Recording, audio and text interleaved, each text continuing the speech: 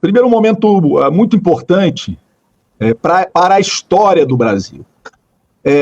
Quando a gente olha para a história do Brasil, a gente vê uma história marcada por várias tentativas de golpe, por golpes e por conspirações. Mas é a primeira vez na história do país que uma conspiração golpista irá a julgamento, colocando no banco dos réus civis e militares envolvidos nessa conspiração. Então, acho que o julgamento, que se inicia amanhã, ele é um marco na história do Brasil, vira uma página, uma nova etapa na consolidação da democracia brasileira e das instituições democráticas. Então, eu acho que é muito importante.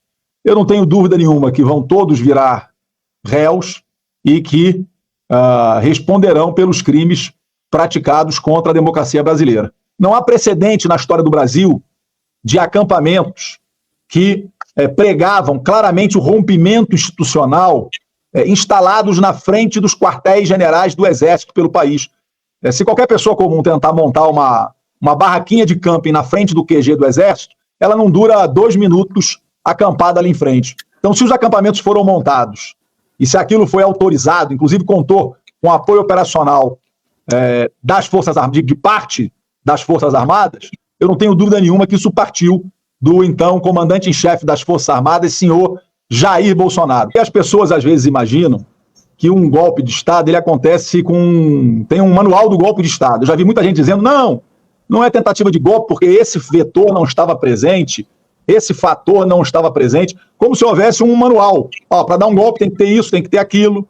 Quer dizer, quando você olha para os golpes de Estado, quer dizer, existe um sentimento originário, existe um comando político, e as coisas vão se desdobrando no desenrolar dos acontecimentos. Eu tenho andado muito aqui pelo Distrito Federal e eu não vi nenhuma dona de casa, nenhum trabalhador falando ou comentando ou debatendo essa questão de anistia. Essa é uma pauta restrita às bolhas políticas, quer dizer, não é uma pauta que conseguiu conquistar amplo apoio popular.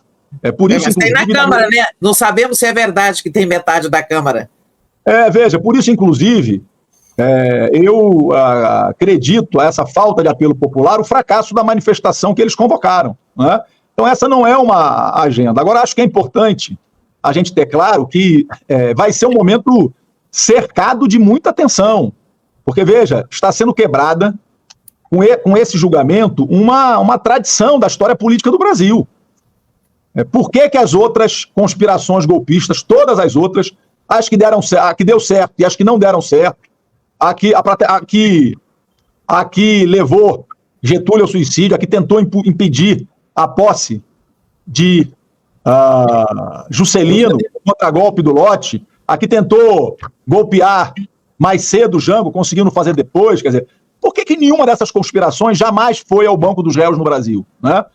Porque nunca houve, na minha opinião, correlação de força ou decisão das instituições para levar isso a cabo. Então, veja, o que está acontecendo esse ano é uma virada na história do Brasil. É um rompimento com a tradição de sempre ir ajeitando, de sempre ir passando pano nas tentativas golpistas. Então, acho que isso por si só já é um fato muito importante que marca uma virada na história, vai ser cercada de tensão, mas eu tenho confiança que vai avançar, dada a firmeza do ministro Alexandre de Moraes e dos ministros do Supremo Tribunal Federal. O Supremo Tribunal Federal, eu jamais vou esquecer a reunião que eu fiz durante a intervenção federal com a então presidente do Supremo Tribunal Federal, ministra Rosa Weber. Ela estava com o Cristo, que foi arrancado da parede do Supremo sob a mesa dela, numa cena muito dura, muito triste, porque o Supremo foi a casa mais vandalizada, que foi atacada com maior ódio por aqueles vândalos, bárbaros, golpistas que tentaram destruir a nossa democracia. Então, acho que o Supremo está unido para dar uma resposta dura àquilo que aconteceu. Não foi um passeio no parque. Eu estava lá, eu ouvi os policiais, Tereza. Nós tivemos naquele dia 44 policiais militares feridos. Nós, por muito pouco, não tivemos um cadáver de um policial militar, de uma policial militar. Ali, entre os manifestantes tinham homens treinados, preparados, com conhecimento de tática de combate, com conhecimento de tática de guerrilha, homens com rádio, com equipamentos, homens treinados. Eu ouvi isso dos policiais militares. Eles me falaram: Capelli, nós já temos experiência de enfrentar manifestações muito maiores. O problema dessa manifestação é que tinham ali homens profissionais, treinados entre eles. Então isso precisa ter uma resposta. Eu estou muito confiante no trabalho técnico, profissional feito pela Polícia Federal e na resposta exemplar que o Supremo vai dar a essa tentativa de golpear a democracia brasileira. Eu, quando estava com a tropa da Polícia Militar, preparando a tropa para entrar e prender todo mundo, foram mobilizados blindados, tanques. Chegou um momento que eu comandava uma tropa e tinha uma tropa virada para mim, do Exército. Tropa de frente para tropa, né?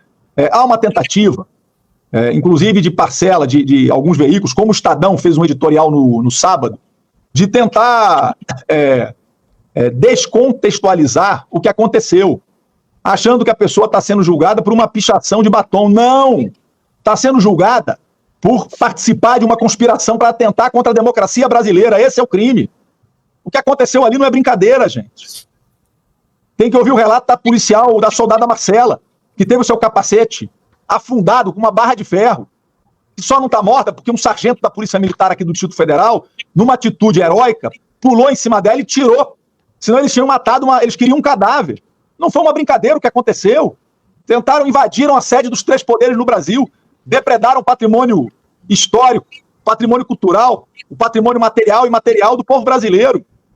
Tentaram destruir a democracia brasileira. Isso não é brincadeira. Não foi uma simples manifestação. Houve planejamento. Tinham homens treinados no meio deles. Então, quem participou disso tem que responder para que nunca mais se repita. Então, a tentativa de contextualizar isso no ambiente da pichação de batom, isso é uma manobra. Uma tentativa de mudar, de falsificar a história.